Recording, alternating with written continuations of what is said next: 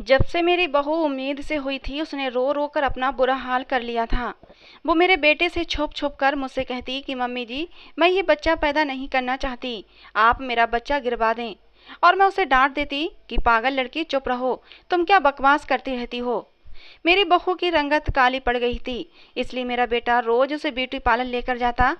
Parlour वाली मेरी बहू का मसाज और सर की मालिश करती। मेरा बेटा कहता कि ये सब करने से बच्चा खूबसूरत पैदा होगा।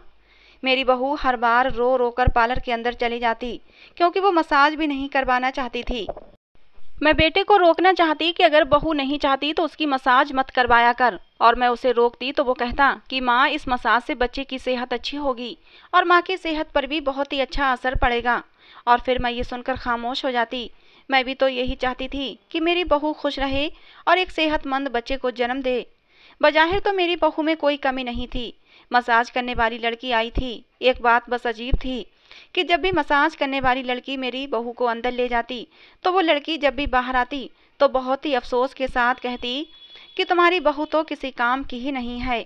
और जब बहू बाहर आती तो एक डर सा उसके चेहरे पर होता और आंखें नम होती। उन्हीं नम आंखों से मुझे देखती और खामोशी से जाकर गाड़ी में बैठ जाती। उसकी नज़रों में शिकवा होता था, जैसे वो कहती हो कि मम्मी जी, आप मेरी मदद क्यों नहीं करती हैं। वो दिन ब दिन कमज़ोर होती जा रही थी। हर पल खोई खोई सी रहा करती, न ढंग से खाना पीना करती, न आराम करती। बेटा भी कभी कभी कुछ खोजती हुई नज़रों से उसकी तरफ देखता। मैंने कोशिश की, अगर कोई बात है, बहू को कोई बात परेशान कर रही है, तो वो मुझे अपना हमराज बना ले, मुझसे अपने दिल की बात बता दे। मगर वो मुझे कुछ बताती ही नहीं थी, बस यही कहती कि मैं ये बच्चा पैदा नहीं करूँगी। बहू को प्रेग्नेंट हुए 5 महीने पूरे हो गए थे। मैं डॉक्टर से उसका चेकअप करवाने गई तो डॉक्टर ने कहा कि माँ को किसी तरह का कोई दिमागी दबाव पड़ रहा है, जिसकी वजह से बच्चा भी खतरे में पड़ सकता है। बेहतर होगा कि माँ को सुकून और आराम दिया जाए, उसे टेंशन फ्री रखा जाए, तभी बच्चा भी सेहतमंद पैदा होगा। ये बात सुनकर मैं हैरान थी कि आखिर समस्या क्या है। मेरा बेटा तो इसका इतना ख्याल रखता है, जबरदस्ती हर दूसरे तीसरे दिन मसाज भी करवाने ले जाता है ताकि माँ और बच्चा सेहतमंद रहे। पर डॉक्टर के कहे अनुसार मैं अपनी बहू का ध्यान रखने लगी थी। एक दिन मैंने सोचा कि मेरी बहू घर में पड़े पड़े बोर होती रहती है, तो क्यों ना उसे कहीं बाहर घुमा लाऊं, इससे उसका मन बहल जाएगा। मैं अपनी बहू को लेकर सीधी शॉपिंग मॉल चली गई और वहां पर बच्चे की शॉपिंग अपनी बहू की पसंद से करवाने लगी और साथ ही साथ उसको जांचती हुई नज़रों से देखती रही। वो हर खिलौने और हर कपड़े को लेते हुए उदास ही थी। उसके चेहरे पर कोई खुशी नहीं थी। जो माँ बनने की खुशी औरत के चेहरे पर होती है, उसकी आंखों में जो चमक होती है, वो मेरी बहू के चेहरे और आंखों में बिल्कुल भी नहीं थी। शाम को जब मैं घर लौटकर आई तो दिल ही दिल में यही सब सोचकर परेशान होती रही। अगली सुबह फिर से बेटे ने पार्लर जाने का ऐलान कर दिया और मैंने फौरन अपनी बहू की तरफ देखा। उसके चेहरे पर फिर से परेशानी के भाव उभर आए थे। उसने मेरी तरफ मदद तलब नजरों से देखा था। मुझे अपनी बहू पर दया आ गई। मैंने कहा, चलो मैं भी तुम्हारे साथ चलती हूँ।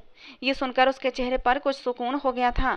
खैर 10 बजे के करीब हम पार्लर पहुंचे और वहां पर वही लड़की जैसे पहले से ही तैयार खड़ी थी, जैसे मेरी बहू का मसाज उसी को करना है। खाली कमरे की तरफ बहू को इशारा करते हुए वो लड़की खुद भी वहीं चल पड़ी। बेटे ने अपनी पत्नी को जाने को कहा तो वो फिर से वैसे ही रोने लगी कि मैं मसाज नहीं करवाना चाहती। उसकी आंखें आंसुओं से भरने लगीं।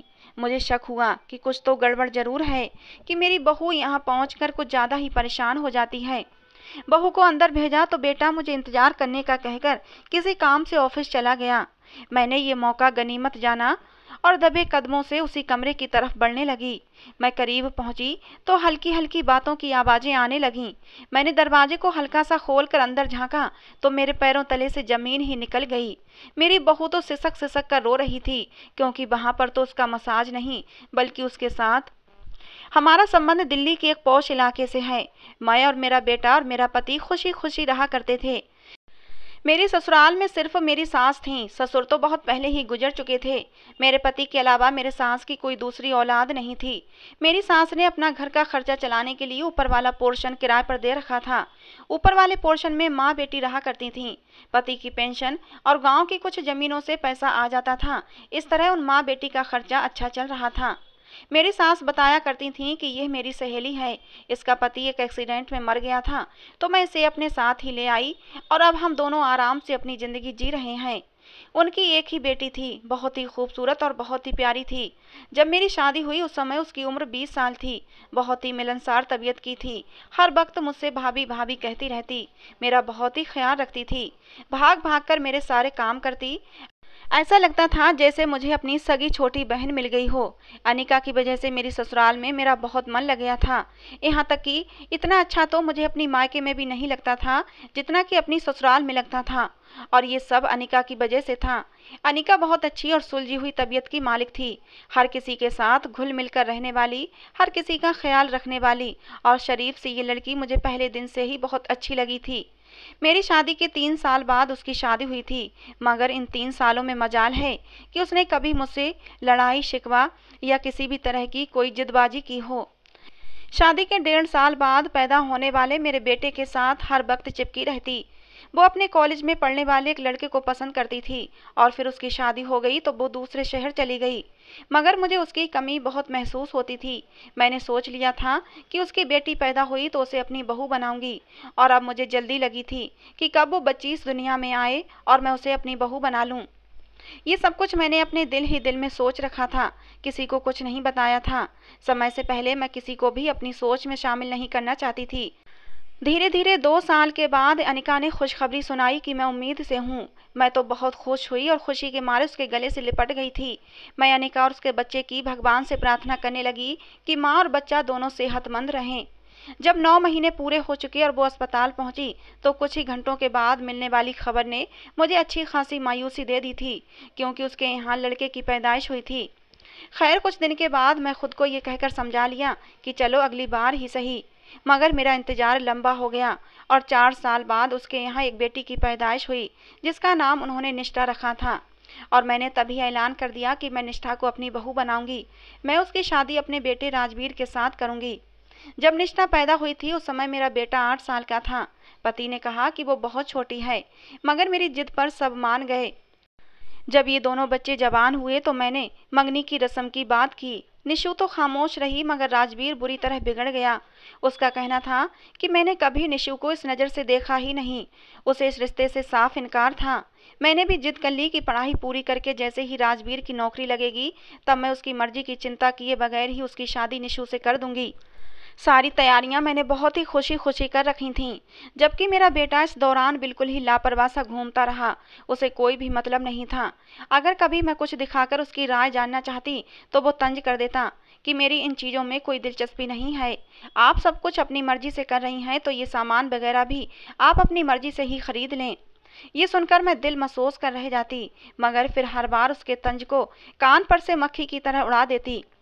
खैर से वो दिन भी आ गया जब निशु बहू बनकर मेरे घर आ गई। मैं और मेरे पति तो बहुत खुश थे कि निशु की सूरत में हमें बहू और बेटी एक साथ मिल गई थीं। मगर बेटे का दिमाग 7वें आसमान पर पहुंचा हुआ था। मैंने बड़ी मुश्किल से उसे अपनी कसम देकर उसकी पत्नी के पास भेजा था। भगवान की कृपा हुई कि शादी के सारे फंक्शन बहुत ही अच्छे से निपट गए थे और 1 हफ्ते के बाद ही दावतों का सिलसिला भी शुरू हो गया था। मेरा बेटा लाख बुरा सही मगर बदतमीज नहीं था, तो सब कुछ अच्छे से हो गया था। दावतों का सिलसिला थमा तो हमारी जिद करने पर निशु को नैनीताल हनीमून के लिए भी ले गया। 15 दिन बाद घूम फिरकर और ढेर सारी शॉपिंग कराने के बाद वो लोग वापस आ गए। वो दोनों घर पहुंचे तो राजवीर कहने लगा कि अब आप अपनी बहू को खुद ही संभालें, मेरी छुट्टियां खत्म होने को हैं। अब मैं पूरा दिन आराम करूंगा और परसों से ड्यूटी पर जाना है।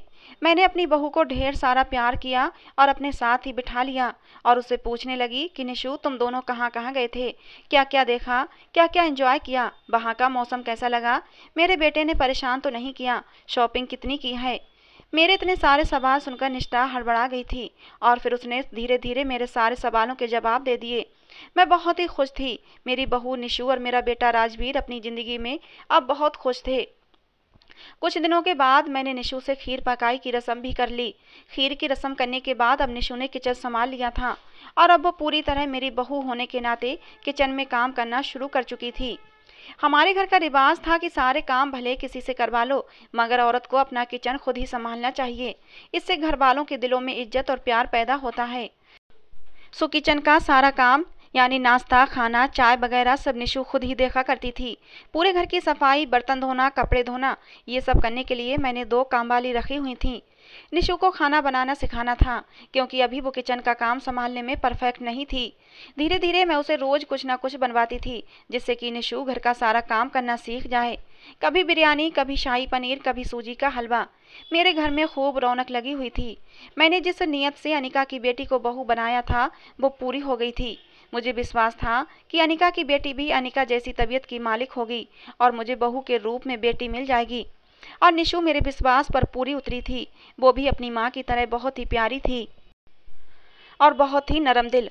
उसी की वजह से हमारे घर में रौनक लगी रहती थी।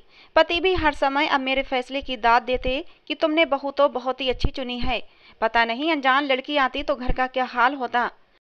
मेरा बेटा राजवीर भी समय के साथ साथ बहुत खुश न सही, मगर अब काफ़ी पुरसुकून हो गया था और इसी सुकून भरे माहौल में समय गुजरने लगा। और 2 साल कब गुजर गए पता ही नहीं चला। अब मैं दिल ही दिल में नन्हे मेहमान के इंतजार में थी और भगवान से प्रार्थना करती कि जल्द से जल्द मेरे घर में ये खुशखबरी आए। और इसी इंतजार में 3 महीने और गुजर गए थे कि एक दिन निशु ने ये खुशी भी हमें दे दी। एक दिन जब हम राजमा चावल बनाने के इरादे से किचन में पहुंचे और मैंने राजमा उबालकर निशु के सामने रखा कि इसमें मसाले डालकर इसको तैयार करो। निशु राजमा के लिए मसाले बनाने लगी। अचानक ही निशु की तबीयत खराब हो गई। उसने वहां से भागने की कोशिश की तो मैं भी चूल्हा बंद करके उसके पीछे ही किचन से कमरे तक पहुंची। जब वो बाथरूम से निकली तो उसका रंग पीला पड़ चुका था। मैंने उसे सहारा देकर बिस्तर पर बिठाया और डॉक्टर को बुलाने लगी। इतने में ही वो बेहोश हो गई थी। मैंने घबराते हुए अपनी काम वाली की मदद से निशु को गाड़ी में बिठाया और ड्राइवर को लेकर अस्पताल चली गई। डॉक्टर ने फौरन चेकअप किया और ड्रिप लगा दी। मैंने चिंता से पूछा तो डॉक्टर मुस्कुराते हुए बोली कि घबराने की कोई बात नहीं है, आपकी बहू का शुगर लेवल कम हो गया था, तभी ये बेहोश हुई थी और इस हालत में ऐसा ही होता है। मैंने सोखा सांस लिया कि घबराने की कोई बात नहीं है, मगर फिर मैंने डॉक्टर की तरफ सवालिया नज़रों से देखा तो वो बोली कि जी हाँ, इस कंडीशन में ऐसा ही होता है, क्योंकि आपकी बहू उम्मीद से है, इसलिए उनका शुगर लेवल थोड़ा लो हो गया था। मैं उनके लिए विटामिन और दूसरी मेडिसिन लिख रही हूँ। ये रेगुलर आपकी बहू को लेनी है और फिर हर महीने ही आपको चेकअप के लिए भी आना है। इनको हमेशा खुश रखें, ज़्यादा टेंशन न दें, इन्हें ज़्यादा से ज़्यादा ताज़ा फल खिलाएं। मैं डॉक्टर के सामने तो सुकून से बैठी थी, मगर ये खबर सुनकर तो खुशी के मारे मेरा बुरा हाल हो रहा था। समझ में नहीं आ रहा था कि अपनी खुशी किस तरह मनाऊं। फिर कमरे में पहुंचकर मैंने अपने पति और अपने बेटे राजवीर को कॉल करके हॉस्पिटल में ही बुला लिया। वो दोनों जब हॉस्पिटल पहुंचे तो मैंने उन दोनों को एक साथ ये खुशखबरी दे दी। मेरा बेटा तो खुशी के मारे मेरे गले से लग गया और फिर मुझे गोल गोल घुमाने लगा। बाप के रोकने पर ही रुका। मैं चकराते सर के साथ करीब ही सोफे पर बैठ गई थी, मगर मैंने देखा कि वो इतना खुश होकर भी किसी गहरी सोच में डूबा हुआ था। खैर, मैंने इसको अपना बहम समझकर सर झटक दिया।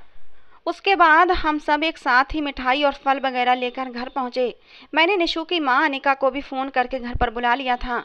जब हम घर पहुंचे तो अनिका की माँ और पापा भी घर आए बैठे थे और जब ये खुशखबरी हमने उन्हें सुनाई तो वो भी खुशी से चहक उठे थे। हम सब एक दूसरे को बधाई देने लगे। अब तो मैं हर समय अपनी बहू के आसपास ही रहती। उसके ख्याल के लिए मैंने एक लड़की को भी रख लिया था जो निशु को समय समय पर फल जूस देती रहती थी। मैं खुद भी खाना वगैरह बनाने के अलावा बाकी का समय निशु के साथ ही गुजारती थी और जब मेरा बेटा वापस आ जाता तो उसकी पत्नी उसे सौंप कर 2 घड़ी चैन से बैठ जाती थी।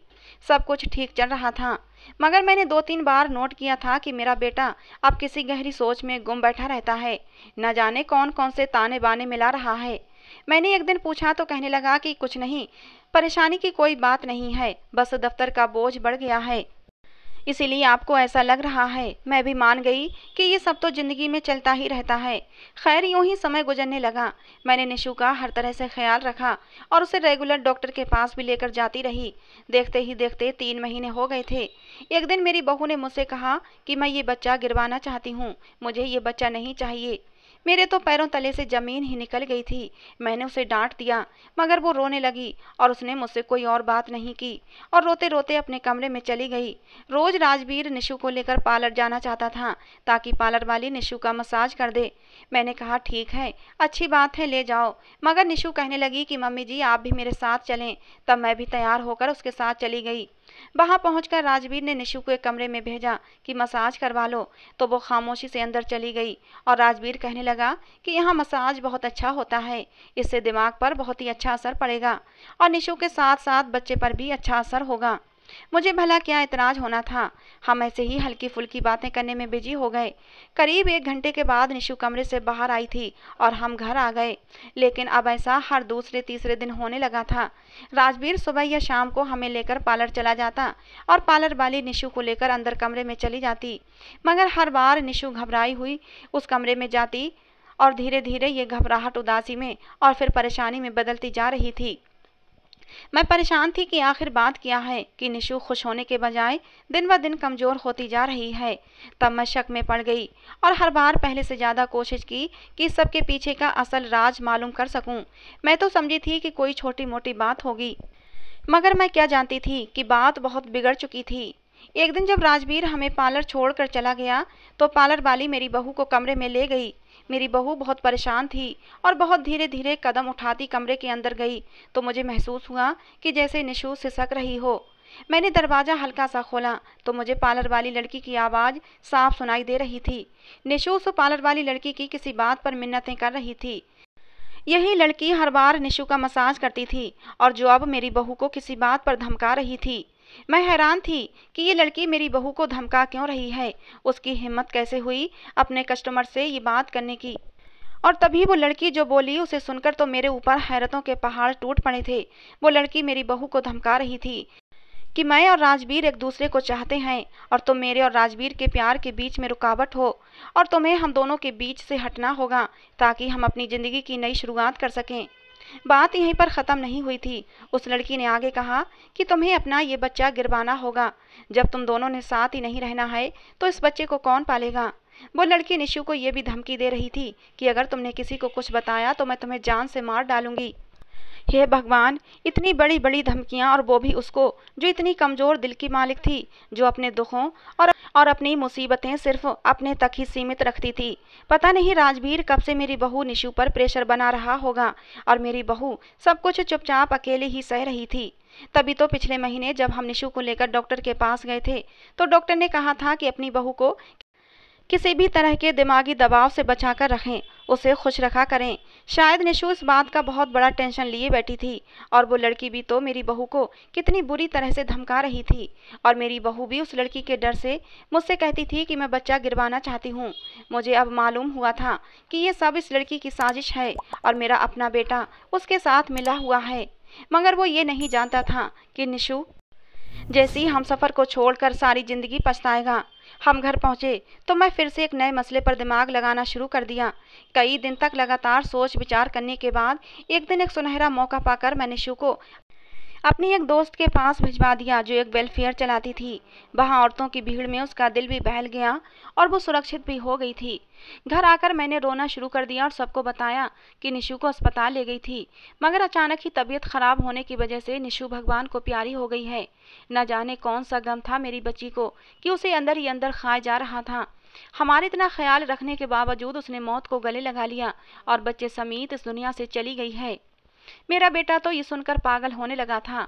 बार बार यही दोहरा रहा था कि ये कैसे हो सकता है, ये नहीं हो सकता। वो अपने बच्चे की खातिर बेचैन हो रहा था। वो बार बार कह रहा था मेरा बच्चा इस दुनिया में आने से पहले ही इस दुनिया से नहीं जा सकता। मुझे अपना बच्चा बहुत प्यारा था, उसके लिए मैंने बहुत सपने देखे थे। वो अपने बच्चे के लिए तड़प रहा था जबकि मैं दुखी हो रही थी कि मेरा बेटा इतना खुदगर्ज कैसे हो गया था। उसको अब भी अपनी औलाद की चिंता है मगर पत्नी की नहीं। मैंने अपने पति और बेटे से कह दिया था कि अनिका अपनी बेटी को अपने साथ ले गई है। वो हम लोगों से बहुत नाराज है कि हमने उसकी बेटी का ध्यान नहीं रखा। निष्ठा की मौत का जिम्मेदार वो हम लोगों को ही मानती है, इसलिए उसने निष्ठा की डेथ बॉडी देने से मना कर दिया है और वो निष्ठा की बॉडी लेकर अपने घर चली गई है। अनिका ने कहा है कि अगर हम उसके घर गए तो वो हम पर पुलिस केस कर देगी, इसलिए मौके की नज़ाकत को देखते हुए हमें अनिका के घर नहीं जाना चाहिए।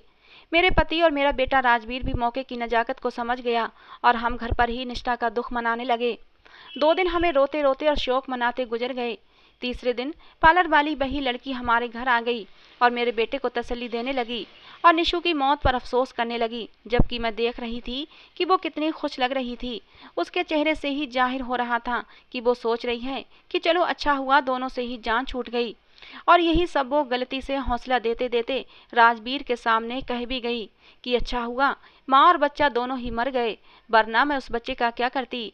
मैं उसे कैसे पालती, वो तो मेरी राह का रोड़ा था। इतना सुनना था कि राजवीर हत्थे से ही उखड़ गया। राजवीर उस लड़की से कहने लगा, तुम मेरे बच्चे के बारे में इतना गलत कैसे बोल सकती हो? वो मेरा बच्चा था, मेरा खून था। अपने बच्चे को लेकर मैंने बहुत सारे सपने सजाए थे, और तुमने भी तो कहा था अगर मैं निष्ठा को छोड़ दूंगा तो तुम मेरे बच्चे को अपनाओगी और उसे माँ का प्यार दोगी और उसे पालोगी। जिस पर वो लड़की भी गुस्से में आ गई, कहने लगी, मैं पागल नहीं हूँ जो पराये बच्चे को पालूंगी।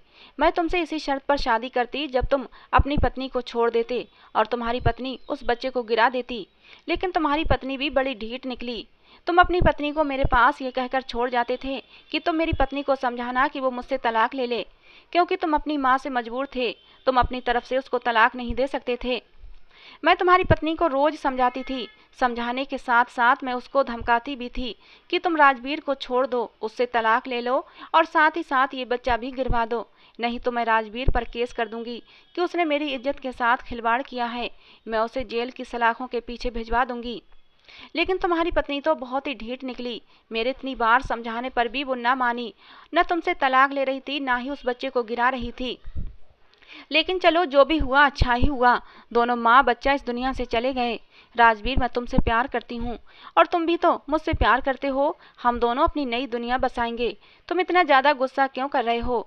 वो बच्चा तो अभी तक इस दुनिया में आया भी नहीं था। उस बच्चे की खातिर तुम अपने प्यार को क्यों भूल रहे हो? उस लड़की की बातें सुनकर राजवीर आग बबूला हो गया। कहने लगा, मेरी पत्नी और मेरे बच्चे की मौत की जिम्मेदार तुम ही हो। तुमने ही मेरी पत्नी को इतना प्रेशर दिया कि उस प्रेशर की वजह से मेरी पत्नी इस दुनिया से चली गई। तुम मेरे बच्चे की कातिल हो। मैं तुम्हें कभी माफ नहीं करूंगा। तुम प्यार के काबिल नहीं हो, तुम तो नफरत के काबिल हो। आज के बाद कभी मेरी राह में मत आना, नहीं तो मुझसे बुरा कोई नहीं होगा। राजवीर ने उस लड़की को मेरे कुछ कहने से पहले ही खुद ही धक्के देकर घर से ही नहीं बल्कि अपनी जिंदगी से ही बाहर निकाल दिया। मैंने भी हथियार तेज कर लिए और अपने बेटे को आईना दिखाया कि ये थी तुम्हारी पसंद, जिसकी खातिर तुमने इतनी प्यारी और इतनी मोहब्बत करने वाली पत्नी को तलाक देने के बारे में सोचा। तुमने एक बार भी नहीं सोचा कि वो तुम्हारे बच्चे की माँ बनने वाली है। ये भी नहीं सोचा कि हमारा क्या होगा। तुम इतने खुदगर्ज हो गए कि तुमने सिर्फ और सिर्फ अपना फ़ायदा देखा और अब सारी ज़िंदगी पछताकर गुजारना। और मैं भी तुम्हें कभी माफ़ नहीं करूँगी, कभी नहीं। ये कहते हुए मैं बुरी तरह रो पड़ी थी और अपने कमरे में जाकर बैठ गई। वो बेचारा अपना गम भुलाकर कई दिन तक मुझे मनाता रहा। तब कहीं जाकर मैंने उसे माफ़ किया, मगर निष्ठा के लिए अभी उसको अफसोस में ही रहने दिया। मैंने सोचा, ये जितना ज़्यादा अफसोस करेगा इसके लिए उतना ही अच्छा है। मेरी बहू की कदर उतनी ही इसकी नज़र में बढ़ जाएगी। अब वो हर समय उदास उदास घूमता रहता। अब उसे निशु की भी याद सताने लगी थी। मैंने उसको रातों को उठ उठकर अपनी पत्नी के लिए रोते देखा था, जबकि मैं खुद अकेली निशु से मिलकर आ जाती थी। उधर निशु भी राजवीर की याद में बहुत तड़पती थी। मैंने निशु को समझा दिया था कि थोड़ा सब्र कर लो, अभी उसको और तड़पने दो। जब तक उसको एहसास नहीं हो जाता कि उसने तुम्हारे साथ गलत किया है, तब तक उसको अपनी याद में ऐसे ही तड़पने दो। निशु बहुत ही अच्छी थी, मेरी सारी बातें मानती थी। इस बार भी उसने हाँ में गर्दन हिला दी। मैंने निशु को गले से लगा लिया और उसे हिम्मत देने लगी कि ये थोड़ा सा बुरा समय है, गुजर जाएगा, लेकिन इसके बाद तुम्हारी ज़िंदगी में खुशियाँ ही खुशियाँ होंगी। एक शाम को जब मैं वहीं पर मौजूद थी, निशु ने एक प्यारे से बेटे को जन्म दिया।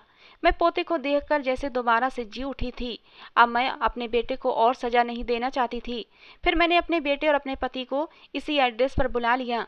वो दोनों बाप बेटे दौड़े दौड़े आए थे कि शायद मुझे कुछ हो गया है, क्योंकि फ़ोन करते हुए खुशी के मारे मैं रो रही थी।